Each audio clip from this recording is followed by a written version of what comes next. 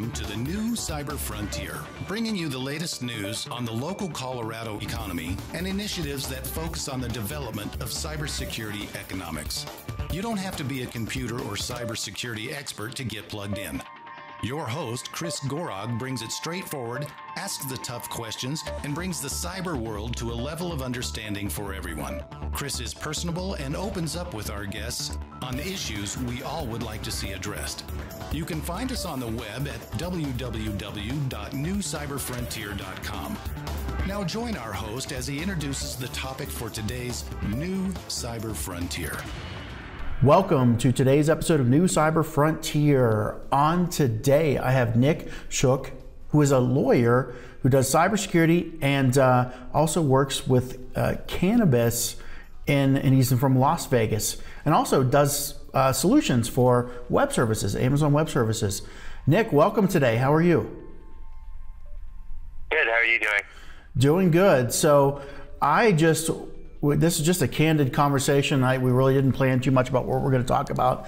But I also work with a group in Colorado that is working on cannabis tracking with blockchain, as you are. So we wanted to kind of compare notes about what's happening in the different regions and what the pretense of it is. But first of all, Nick, give us your background and how you got to be a cyber attorney, working with cannabis, and a solutions developer for web services.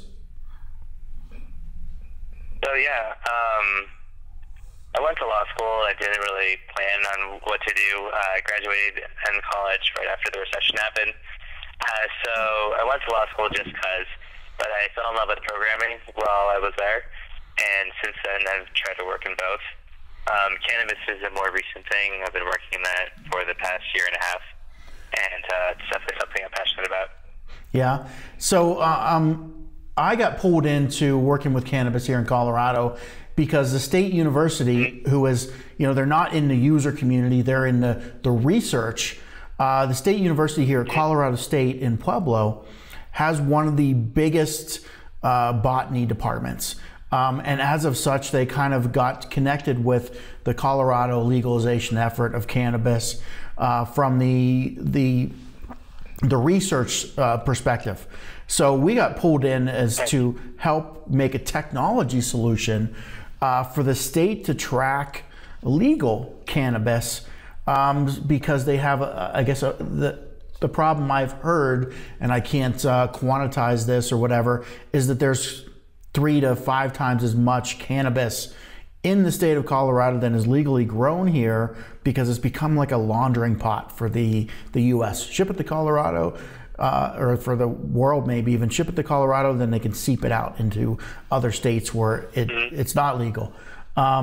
So that's kind of the pretense of how we got involved to try to save the state's revenue producing agent, because they had no way to tell what they were looking at if they pulled somebody over in law enforcement, even with large amounts of cannabis, where'd it come from? Once it's on the ground, it all looks the same. So that's kind of the pretense here. It's not as much tracking the logistics of who has it and whatever, just is it legal or is it not? So give us kind of the pretense of the need there in Las Vegas for cannabis tracking. Yeah, it's definitely along the lines. One of the biggest public policy reasons why cannabis is recreational these days is because they want to undercut the black market. For price reasons, there are reasons why people still go to the black market, but a lot of that is because some of the regulations that are imposed on these facilities are costly, and definitely something that blockchain can kind of drive the cost down for the industry as a whole.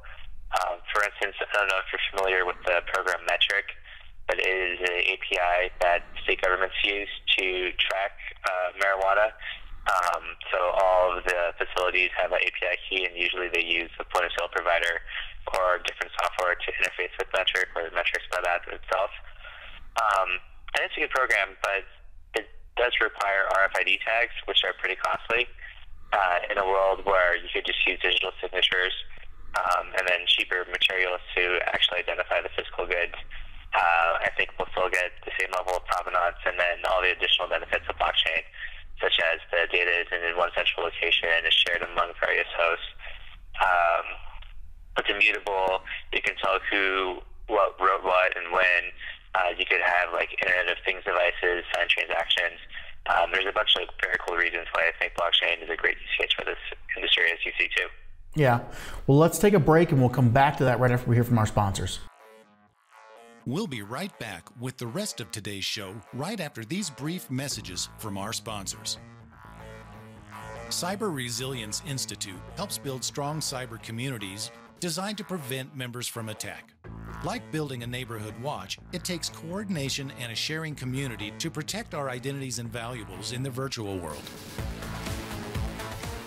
Typically, we hear that organizations know they need to do something to protect their cyber assets, but don't know where to begin. Let Cyber Resilience Institute help your community create an action plan. Cyber Resilience Institute will build your community or business marketplace so that it is designed to support a collective cyber defense. Contact them for more information at cyberresilienceinstitute.org. All right, welcome back. We're here with Nick Shook, who is an attorney working on cannabis tracking in the state of Nevada, Las Vegas he's from, where they're looking to use blockchain to track the whereabouts of the cannabis. And before the break, we were talking about metric system, which, yes, I have become familiar with as it's kind of the standard across the industry. Now, my question to you is, are you looking at working with the metric system or replacing, kind of being a higher assurance replacement to it? What's your thoughts about, how do you align with that system? Mm-hmm. Yeah, so I think the most important thing with any software system is adoption. And our approach is all of our code is open source. It lives out there in the open. And we wanted to create a web app that interfaces with Metric, and then from that have the facilities, the dispensaries, the cultivation centers, et cetera, tell us the types of transactions that we should be writing to the chain itself. Mm-hmm. Like, for instance, it's public knowledge that you would sell this strain to this facility. Like, I sold Bubba Kush to this extraction facility to make dabs out of it. But the pricing information and the actual quantity sold is stuff that should be proprietary and should live off-chain. Like, maybe there would be a pointer on the blockchain itself pointing to that data for the facilities involved in the transaction and the state regulators. But yeah, there's definitely a push and take with all of this. Interesting. So can you tell me, how far are you along? You said it's an open source platform. What's the status? Are you actually operational now, or do you foresee that soon? Where are you at? So we have a few beta customers, and they've all been grateful with their time. We'll probably not launch in production officially until Q3, Q4, but we're making good progress. It's me and two other attorneys who are also passionate about cannabis, which is great, and someone who's been a long-time security person that will help us with the networking aspects of making sure the blockchains themselves are secure. Okay, so and how do you so you have, how many developers do you have working on this? Do you have a pretty good open source community, or is it just voluntary? What's your no, not really. I'm trying to encourage more people in the industry to learn how to code, and I think eventually this would be awesome to be an exemplar project. I guess one great thing about cannabis is that it really invokes mental growth, and the people that work in the industry, they may start out as people who just trim pot or are bud tenders, but they want to grow as individuals, and I think programming is a great avenue for these people. And another reason why we wanted to make this open source was we can have this be that kind of exemplar project for them.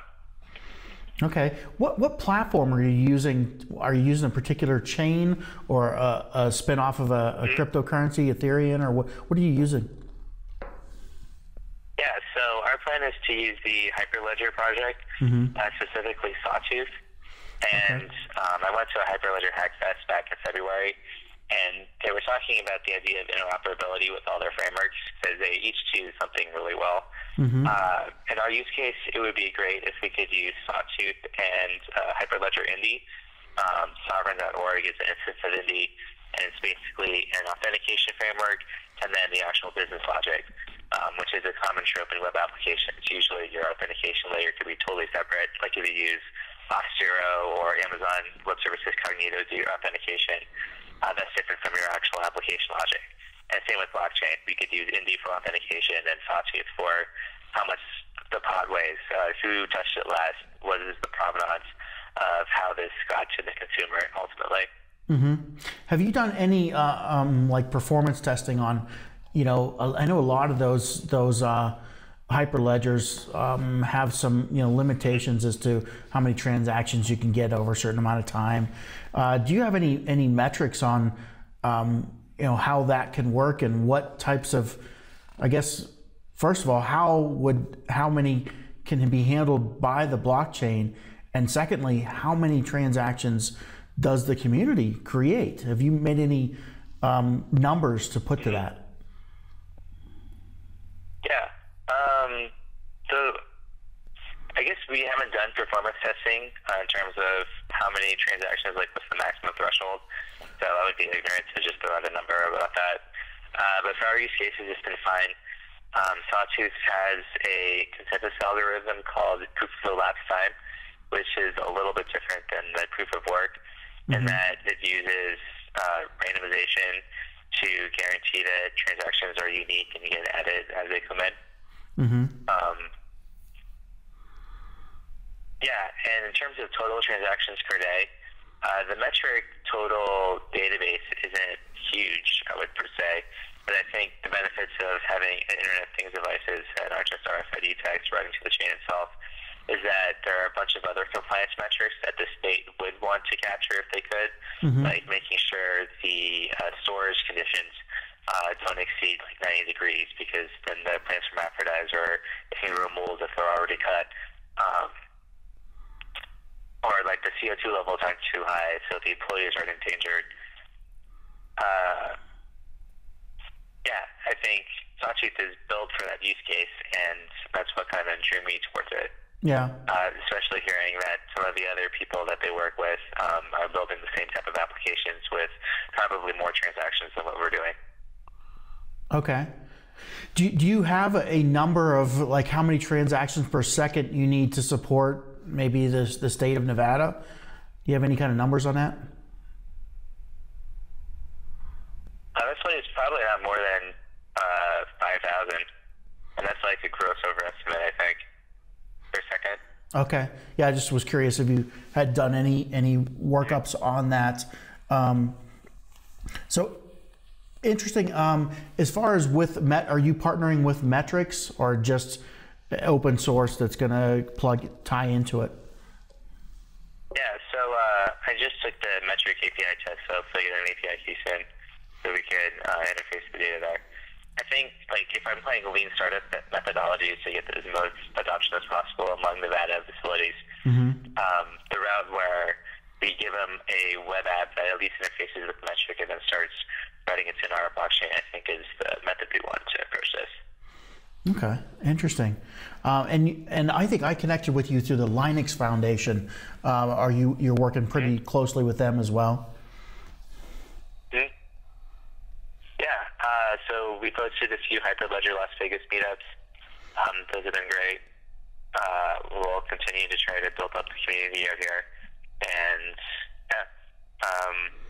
the Linux Foundation has been great. Yeah, you have a pretty good community there that's interested in the Hyperledger and the development of this? It's definitely not as big as I hoped, but it's there. So we just got to keep building on it. I hear you. And likewise, we have a community here working on distributed ledger technology. Are you familiar with the legislation that was passed recently in the state of Colorado? I know that there's some new tracking. Some of those are getting their way here into Nevada too. But yeah, please tell me more. Yeah, we just put legislation through. It was passed the 30th of May this year, so just a couple weeks ago.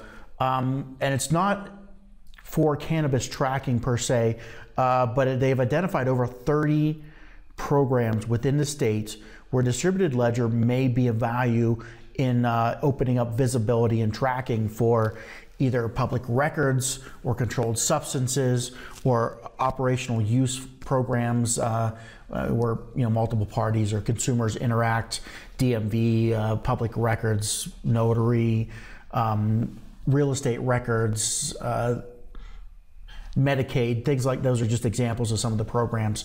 But the legislation was to give the state a requirement to evaluate their programs for the added value that distributed ledger could bring to them by implementing it. So how much return on investment, basically, how they can look at losses or inefficiencies in the programs, put a dollar value to those, and determine how much it would be worth to invest of that losses into a new program with distributed ledgers.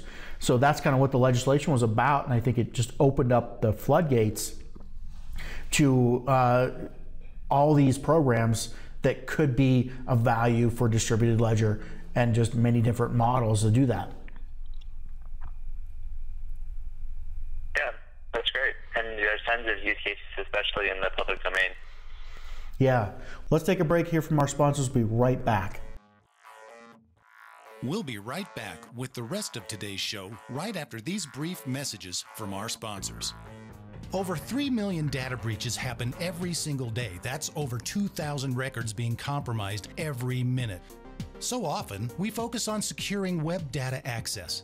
But what if the attackers are already inside, having gained direct access to your storage through data management software? When it comes to communications that go directly into your storage devices, make SNIA your first line of protection. SNIA's conformance testing limits outdated communications that are known to be used by attackers. It works continuously behind the background to make sure your storage is protected. To find out if your data is truly secure, visit our website at www.snia.org/cybertest. All right, welcome back to New Cyber Frontier. We're talking to Nick Shook, an attorney, a lawyer for cybersecurity in Las Vegas, also working on cannabis tracking. Nick, before the break, we were talking about the legislation in Colorado, and I was kind of bringing to your attention the types of programs and things that had been allotted or are being looked at in Colorado. It might be new to you that we had that going on just passed. So we're looking forward to it. But what were your thoughts on that? We'd start discussing right before the break. Yeah. So you were talking about medical records. That's another great example of the blockchain. I guess, what would you consider the test of whether or not we should put something on the blockchain versus something in just a regular database? That's something that I've talked to a lot of people about. What are your thoughts on that? Yeah, well, for example, the Medicaid in the state of Colorado, we had a couple months ago, we had the state senator on, and also the compliance officer for the state, talking about audits they did on the Medicaid for the state of Colorado, and they found $100 million in mismanagement. So that is not fraud. I'm not going to say there's all kinds of fraud going on. I'm saying it's just double billing. Oh, well, we billed, now we have to reverse the billing. Happening over 100,000 different doctor's office, insurance companies, back and forth, because visibility isn't there. So I think a blockchain in that instance, to show the transactions so people can say, okay, I don't have to try and bill again or have an accidental double billing or reverse the billing when I need to, and whoops, that was a valid bill, so I need to rebill. And just those back and forth kind of money transfers that are because the system takes so long that they're waiting on it, and they don't, the transaction then gets done again or undone, and things like that. Just being able to see a record, opening up the visibility of the transactions with a program like that, I think would be game changing. Yeah, I agree. So, that's kind of where... And to your point... Go ahead. Mm-hmm. Go ahead. Okay. Yeah, and to your point, making a parallel back into the cannabis industry, recording cash transactions is a great use case for blockchain in general. or just coding any type of fiat currency transactions. And for me, it's surprising how many people don't understand that you can do that. You don't necessarily need a cryptocurrency to use blockchain technology. Yeah, definitely. One of the things I always start out, we have a group that meets on a weekly basis, and we bring in new people all the time. And the first thing I start out is, this is not about cryptocurrency. We're not doing monetary transactions. We're looking at doing records, visibility of records, and the digital transactions that people do for operations in any of those programs we had discussed. But so often, blockchain and cryptocurrency are synonymous with each other. It's like people don't separate. It's like that's only the first application using blockchain, where there will be hundreds of them, thousands of them in the future. And that was just the first successful one, but it's not probably even the strongest use cases, is my thought. Yeah, definitely. I agree with that. Yeah. So where else do you see, we saw cannabis tracking, Medicaid, programs within the state. Where else do you see being strong use cases for blockchain in future? I've heard a good use case for utilities, like how power gets allocated. Yeah. Out here in the Southwest in Las Vegas, how water gets allocated is very important. Trying to make sure that people are getting responsible with that. Yeah, and opening up visibility. That I had not thought about the water, but that is something here in Colorado that we have issues with as well. But definitely the power and utilities is something that we're very involved with some use cases for blockchain.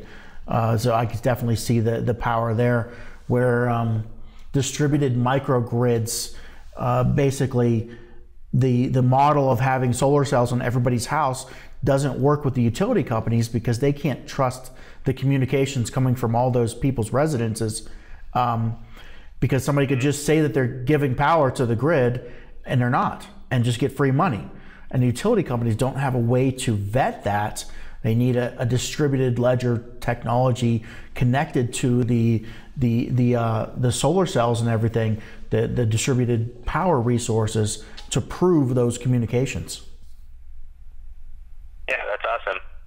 Yeah, make sure the solar cells will be writing to the blockchain. Yeah. So, and what you have with currently though is utility companies have tried this, where they have people all over trying to, and they're selling power back to the grid, but they can't do it on a real-time basis. They have to do it with their meters, and they can only tell whether it's going backwards or forward. Yeah, it's a challenge. So a lot of it was speculated over the last decade, transactive energy, where you'll be able to have distributed power resources all over the world and not have big power plants. So everybody in their home is usually wind, solar, or even they've looked at distributed nuclear, which is safer small reactors that can be in bigger facilities. But they can't do that model until they have a distributed trust that the distributed ledgers could bring the part. Well, and where would those nodes live? Say that again? Where would those nodes live? The nodes? The distributed trust. And that's what I said. That's what the distributed ledger could do, the blockchain, is basically show who's making what transaction and keep that distributed so everybody could see it for billing purposes. Okay, cool. Yeah. So what do you see on your cybersecurity attorney side? What kind of work are you doing there in Vegas? Anything interesting? Not recently. Yeah. GDPR, I guess, more or less is making sure that when you delete a user, you also delete all the associated data with it. Like if you're using a SQL database, you could use the cascading foreign key. So when you delete the user table, you would delete all of their associated records. Okay. I learned that if a a European company did facial recognition, they don't have to necessarily retrain their algorithms if a user requests that they don't want their data stored with that company anymore. Interesting. But that wasn't work that I was affiliated with. But most recently, it's just been conforming with that. Yeah. Well, I think, definitely an interesting thing here working on the cannabis tracking. And we'll have to keep in touch on that as I'm kind of loosely involved with what's going on here as well. But as we move forward, we'll keep comparing notes on this, Nick. Yeah, definitely. The work is out in the open. GitHub.com/CannaLedger or CannaLedger.io. We are always looking for people that want to beta test the staging version of our software. So you can send an email to nick@CannaLedger.io. Okay. And yeah, I would love to talk to anyone who's interested in this project. There you go. If you want to get involved with this project, reach out to Nick, or you can find it on GitHub. And we definitely hope you get some visibility from this show. Thanks. I really appreciate your time today. Sure. And thanks for joining today, Nick. You have a great day. You too. All right. Bye. The views or opinions expressed during this podcast are not those of Colorado Technical University.